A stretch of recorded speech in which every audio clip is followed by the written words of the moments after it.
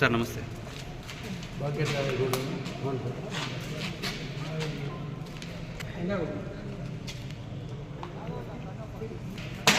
కొద్దిగా side నేనేంది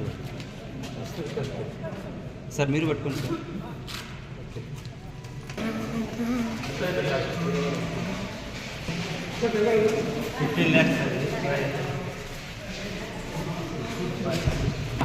okay.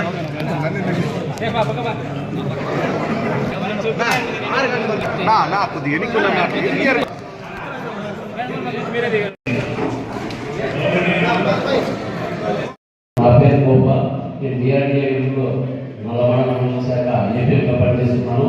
ముఖ్యంగా ఈ కలెక్షన్ సెంటర్లో ఏ విధంగా అమ్ముకోవాలి, అదేవిధంగా క్వాలిటీ వాళ్ళ పని కూడా అన్ని మండలాల్లో అన్ని గ్రామాల్లో కూడా ట్రైనింగ్ కూడా ఇవ్వడం జరిగింది. రైతులు పండించినటువంటి పంట వేరుశనగ కానీ మొక్కజొన్న తీసుకొచ్చి ఇక్కడ రేటింగ్ తీసుకొచ్చి రైతులకు ధర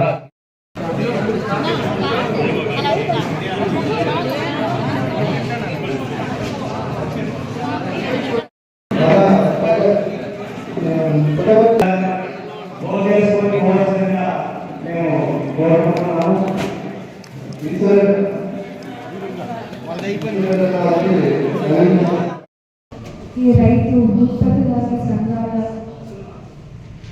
ఈ మీటింగ్కి హాజరయ్యే అవకాశం వచ్చింది. చాలా ఆనందంగా ఉంది. మనకి మన దేశమే అగ్రికల్చర్ బేస్డ్ ఒక కంట్రీ మనకి. అందులో భాగంగా మన ఆంధ్రప్రదేశ్ తీసుకుంటే ఇందులో చాలా వరకు రైతులే ఉన్నారు. మన దాంట్లో అందరూ చాలా వరకు ఫార్మింగ్ కమ్యూనిటీస్ నుంచి వచ్చిన వాళ్ళే. ప్రతి ఒక్కరి ఇంట్లోనూ అది ఒక మేజర్ ఒక ఫైనాన్షియల్ పార్ట్లో వచ్చే ఒక మేజర్ పార్ట్ మనకు అగ్రికల్చర్ నుంచి వస్తుంది. ఎవరి ఇంట్లో అయినా కూడా ఇది ఇప్పుడు పిల్లలంతా ముందు అడుగేసి ఐటీ అని అది వెళ్తున్నారు. కానీ మనం భోజనం తినాలన్నా మనకు రైతులు బాగుంటేనే మనకు కావాల్సిన భోజనం కానీ ఏదైనా కానీ వస్తుంది. చాలా సినిమాలు వచ్చాయి, రైతులు నష్టపోతున్నారు అది అన్నీ చెప్పి. నిజమే, అది మన దేశంలో రైతులకి అంత ఎదుగుదల మిగతా ఐటీ ఫీల్డ్లో వేరే ఉందా అన్నంతగా దీంట్లో లేదు. కానీ రైతు లేకపోతే మన దేశం ఉండదు, మన రాష్ట్రం ఉండదు అనేది ఒకటి గుర్తించదు. కానీ ఒక మనిషి చేయలేని పని రైతు సంఘాలు చేయగలుగుతుంది. యూనిటీ స్ట్రెంత్ అంటారు అందరూ. అది నిజంగానే ఈ రైతు సంఘాలు చేసి చూపించాయి. ఇందాక చెప్తున్నారు, దాదాపు 2016లో మొదలైన ఈ సంఘాలు 2017లో రిజిస్టర్ అయినప్పటి నుంచి ఇప్పటిదాకా 7 కోట్ల రూపాయలు బిజినెస్ చేశారు. ఇప్పటిదాకా ఎంత చాలా మంచి పని చేశారు. ఒక నిమిషం ఆ రేట్లు చూసుకుంటేనే ఆ నంబర్ చూసుకుంటే మనకు తెలుస్తుంది. దాదాపు 16 లక్షల దాకా ప్రాఫిట్ వచ్చింది ఇప్పటిదాకా ఈ రైతు సంఘాల ద్వారా. ఇలాంటి సంఘాలు ఇంకా చాలా చాలా ఏర్పడాలి. వీళ్ళు ఇప్పుడు ఈ కలెక్షన్ సెంటర్ ద్వారా ఎంతో మందికి ఇందాక సార్ వాళ్ళందరూ చెప్పినట్టు ఈ ఉత్పత్తిని గ్రేడింగ్ చేయడానికి కానీ వేరే స్టోరేజ్కి కానీ ఏదైనా దానికి ఇది వాడుకునే అవకాశం ఈ బిల్డింగ్ కల్పిస్తుంది. దీనికి ప్రభుత్వ సహకారంతో పాటు వీళ్ళు కూడా ప్రతి ఒక్కరూ ముందడుగేసి దానికి అందరికీ సాయం చేయాలనే ఉద్దేశంతో ఇది చేశారు. చాలా మంచి ఆలోచన. అలాగే ఇందాక చెప్తున్నారు, ఇందులో స్ప్రింక్లర్లు కానివ్వండి, ఫర్టిలైజర్లు, సీడ్స్, ఇంకా ఏవైతే రైతుల కోసమో అన్నీ కూడా తక్కువ ధరకి లేదంటే రెంట్కి ఇవ్వడం కూడా జరుగుతుంది ఈ సంఘాల ద్వారా. ఇలాంటి సంఘాలు చాలా ఇంకా ముందుకు రావాలి. అందరూ కూడా ఇలాంటి ఒక మంచి ఆలోచన తీసుకొచ్చి ఇంకా మంచి ఇంప్రూవ్మెంట్స్ తీసుకొచ్చి ఈ టెక్నాలజీని కూడా అగ్రికల్చర్లోకి ఇన్వైట్ చేసుకొని ఇప్పుడు కొత్తగా డ్రోన్ టెక్నాలజీ తీసుకొస్తున్నారు మన రాష్ట్రానికి. డ్రోన్ టెక్నాలజీకి మనము అగ్రికల్చర్కి ముడి పెట్టగలిగితే సీఎం గారు చాలా మంచి ఒక ఉద్దేశం ఉంది. దాన్ని ముడిపెట్టి దాని ద్వారా ఇవి చేయాలి. చిన్న చిన్న ఐఓటీ పరికరాలు దొరుకుతాయి. మన ఫోన్ ద్వారానే మనం స్ప్రింక్లర్లు ఇంట్లో ఉండే కంట్రోల్ చేసుకునే ఒక పద్ధతి, ఇలాంటివి చాలా టెక్నాలజీని కూడా ముడిపెట్టి మన అగ్రికల్చర్లో మన రైతాంగానికి నేర్పించి దాన్ని ముందుకు తీసుకెళ్ళాలన్న ఒక గొప్ప ఉద్దేశంతో ఈ ప్రభుత్వం అన్ని డిజైన్ చేస్తున్నారు.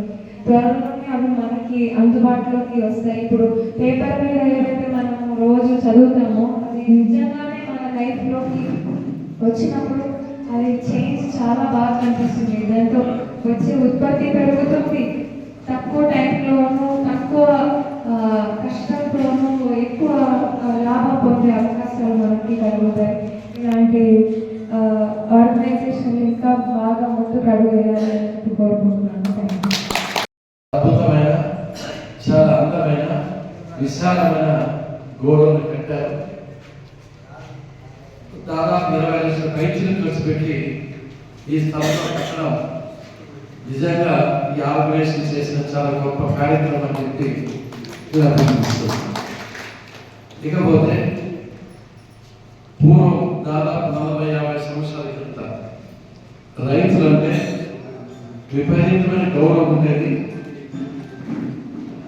రైతులకు మంచి సంఘంలో కూడా ఎక్కువ ప్రాతినిధ్యం ఉండేది.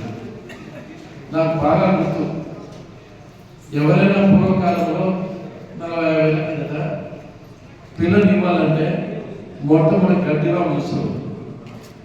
ఈ గడ్డివాము చాలా పెద్దగా ఉంటే చాలా పెద్ద రైతు, చాలా బాగా పంటలు పండిస్తున్నాడు, మా బాబు ఇంటికి ఇచ్చిన అభ్యర్థి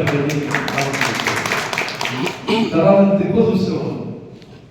ఆ దిబ్బ కానీ చాలా బాగుంది, పేడగిరి చాలా ఎక్కువ ఉంటే ఎన్ని పశువులు ఉన్నాయో, ఎన్ని గొర్రెలు ఉన్నాయో, ఎన్ని మేకలు ఉన్నాయో మా పాప హాయిగా బతుకుంటుంది ఇచ్చేవాడు. అంటే అప్పుడు ఉద్యోగస్తుల కన్నా గౌరవం ఉండేది కాదు, రైతులకు మంచి గౌరవం. నేను కూడా చిన్నప్పుడు రైతు కుటుంబం నుంచి వచ్చాను కాబట్టి చిన్నప్పుడు వ్యవసాయాన్ని బాగా గమనించాను. వ్యవసాయం కూడా కొంతవరకు కొన్ని పనులు మాత్రం చేయగలిగాను. అప్పుడు మార్నింగ్ 4:30కే జీతకాలు వేసేవాళ్ళు, కసులు ఎక్కేవాళ్ళు, పేడ తీసేవాళ్ళు, ఎద్దులు తీసుకొని కట్టుదలు, మళ్ళీ సాయంత్రం పట్టుకొచ్చి గడ్డి పెట్టి పడుతుంటారు. ఎంత కష్టపడి నిబంధనతో చిత్తశుద్ధితో పనిచేసే వాళ్ళు ఇప్పుడు టార్చ్ లైట్ పెట్టి ఇళ్ళందరూ దొరుకుతారు. అంత కష్టపడి పనిచేసేవాళ్ళు. రైతులు కూడా తక్కువ పెట్టుబడితో ఇంటికి చెనిక్కాయలు పండి, అంటే విపరీతం 30 మూట్లు, 40 మూట్లు, 50 మూట్లు పండే చెనిక్కాయలు బాగా. అంటే రైతులు కూడా పంటలు పెట్టి వచ్చిన ఆదాయం వల్ల పెళ్లి చేసేవాళ్ళు, ఇల్లు కట్టేవాళ్ళు, పిల్లలు చదివించేవాళ్ళు. ఈ రోజు రైతు యొక్క పరిస్థితి ఎంత దారుణంగా ఉందో, ఎంత కష్టంగా ఉందో, ఎంత శాపంగా మారిందో మనకు తెలియదు కాదు. దీనికి కారణం ఏంటి? ఎందుకు ఈ విధంగా జరుగుతున్న ఆలోచన చేస్తే, ఒకటి చాలా మంది వ్యవసాయ వృత్తి పట్ల విముక్తతో ఉన్నారు. పంటలే పెట్టారు, పంటలు పెట్టినా ఇన్సూరెన్స్ ఎంత వస్తుందో ఆలోచన చేస్తారు తప్ప పంట ఎంత పడుతుంది అని ఆలోచన చేయలేదు. అప్పుడు సారవంతంగా భూమి ఉండేటివి, ఈ కొండకి పోయి ఆకులు అలుములు తీసుకొచ్చి తొక్కేవాళ్ళు, పేడలు వేసేవాళ్ళు, చాలా బాగా కష్టపడేవాళ్ళు. తక్కువ ఖర్చుతో ఎక్కువ లాభాన్ని పొంది వ్యవసాయంతో కుటుంబాలు పోషించి, వ్యవసాయంతో భూములు కొని, వ్యవసాయంతో పశువులు పెంచుకొని చాలా గర్వంగా దర్జాగా బతుకోవాలి. కానీ ఇప్పుడు పరిస్థితి దారుణంగా. కారణం ఏమంటే వ్యవసాయం చాలా బరువు అయిపోయింది, ఖర్చు అయిపోయింది. మనకు వచ్చే ఆదాయం కంటే కూడా ఖర్చు ఎక్కువ వస్తుంది, మైనస్ ఎక్కువైపోతున్నాం, అప్పులైపోతున్నాం, ఆత్మహత్య పాల్గొంటున్నాం. దీనికి ఏదో ఒక మార్పులు చూడాల్సిన అవసరం అక్కడ ఉంది. నెంబర్ 1 ఏమంటే మీరు నిజాలు మాట్లాడాలి. మీలో ఎంతమంది రైతులు చెప్తారు? కూలతో వ్యవసాయం చేయిస్తాం, చెప్తాను పక్కన పని చేస్తున్నారు. నిజం చెప్పండి, అబద్ధం సిస్టమ్ లేవు. నేను మల్లికార్జున రెడ్డి దానికి మంచి పని చేసుకుని కాబట్టి మాట ఎక్కువ కాకుండా వాళ్ళు కూడా వెంటబడి పని చేస్తే పని బాగా జరుగుతుంది. కొంతవరకు మనకు నష్టం తగ్గించుకోవాలంటే ఇంటికి మనుషులు ఇదే కస్టమర్ పోవద్దు, ఏదో పని గుర్తితే ఒడ్డలు పని చేస్తారు, సాకులు పని చూస్తారు, వాళ్ళు సేవింగ్ చేస్తారు. మన రైతు పని చేయకుండా బయట కట్టగా కూర్చొని ముందు చేసి నడవాళ్ళు వేస్తాను ఇప్పుడు చేయడం. కాబట్టి మనము యాక్చువల్గా ఇంటి కుటుంబ సభ్యులు కానీ వ్యవసాయంలో పాల్గొంటే తప్పకోకుండా ఉద్యోగులు బాగా పనిచేస్తారు, కొంతవరకు కష్టము నష్టం తెలుస్తుంది, కొంతవరకు నష్టాన్ని తగ్గించే అవకాశం ఉంది. మనకు రావాలి గుర్తించుకోవాలి. ఇప్పుడు చెనిక్కాయలు అయితే నెక్స్ట్ ఇయర్ చెనిక్కాయలు, 10 చెనిక్కాయలు, 30 చెనిక్కాయలు. పంట మార్పు లేకపోతే దిగుబడి తగ్గిపోతుంది. ఎందుకు పంట సరిగా పంటలు కారణం అంటే పంట మార్పిడి చేస్తా పోతుంటే కొద్ది నీళ్లు తగ్గడానికి ఎక్కువ అవకాశం ఉంది. ఇది రెండో చూసుకోవాలి. మూడవది టెక్నాలజీ చాలా ఇంపార్టెంట్. అంటే సాంకేతిక పరిజ్ఞానం ఉపయోగిస్తే ఈ డ్రోన్స్ కానీ అదేవిధంగా టెక్నాలజీ ఉపయోగించకపోతే కొద్ది పంటలు బాగా పెంచుకోవడానికి అవకాశం ఉంది.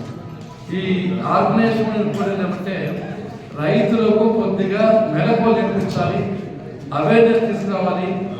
ఏ టైంకి ఏ పంటలు పెడితే మంచిగా వస్తాయని కూడా చూసుకోవాలి. ఏముంటుందంటే రాత్రి మనం పండిస్తే ధర తక్కువ, పండించకపోతే మనకు ధర ఎక్కువ. అది ఎప్పుడు రివర్స్ జరుగుతుంది. చాలా మందికి పంట పెట్టుకుంటారు కానీ సరైన ఆదాయం వచ్చారు. నాకు ఇప్పుడు గుర్తు, ఒక 20-30 సంవత్సరాల కదిరి తాలూకా బతికిలేదంతా పంటతోనే, మగబలితోనే. చాలా మంది ఆ కాలంలో ఎండాకాలంలో ఆ కరువు కాలం బతికారంటే ఈ పంట చాలా విపరీతంగా ఉంది, పంట ఆదాయం వచ్చింది. టెక్నాలజీలో కొత్తగా ఏమొచ్చిందంటే వాణిజ్య పంటలు వేసుకోవాలి, ఉద్యానవన పంటలు ఇవ్వాలి, దానికి 100% సబ్సిడీ ఇస్తున్నాము, దాన్ని వాడుకునే ప్రయత్నం చేయాలి. అదేవిధంగా సాయిల్ టెస్టింగ్ చేసుకొని ఏ భూమికి ఏ పంట వేసుకుంటామో అవన్నీ టెక్నాలజీ ఉపయోగించకపోతే ముందు పొందుతుంది. మన ఎమ్మెల్యే గారి అసెంబ్లీలో మంచి మాట మాట్లాడారు. రైతులకు వ్యవసాయానికి ఉపాధి హామీ పథకాన్ని అనుసంధానం చేసే ఆలోచన ప్రభుత్వానికి ఉందా? ఇది చాలా చాలా మంచి ఆలోచన. వెంటనే పవన్ కళ్యాణ్ గారు శ్రీదేవి గురించి అమ్మాయికి, అమ్మాయి ఇంతవరకు మాకు చెప్పలేదు, నాకు ఐడియా లేదు, ఢిల్లీ పోతాను ఈ తీర్మానం కోసం అని చెప్పించుకుంటాను. అంటే వ్యవసాయానికి కదా ఈ ఉపాధి హామీ అనుసంధానం చేసి ఆ కూలి ఇక్కడ పెట్టిస్తే కూలి వరకు తగ్గితే ఆదాయం వచ్చేదానికి అవకాశం ఉంది. కాబట్టి అన్ని కోణాల్లో పరిశీలించి, ఎందుకంటే ఎంత వాళ్ళైనా ఎంత కోటీశ్వరైనా గోడు తింటారు, కరెంట్ తింటారు, అన్నం తినాల్సిందే. కాబట్టి రైతు పంట పండించాల్సిందే. రైతు మీద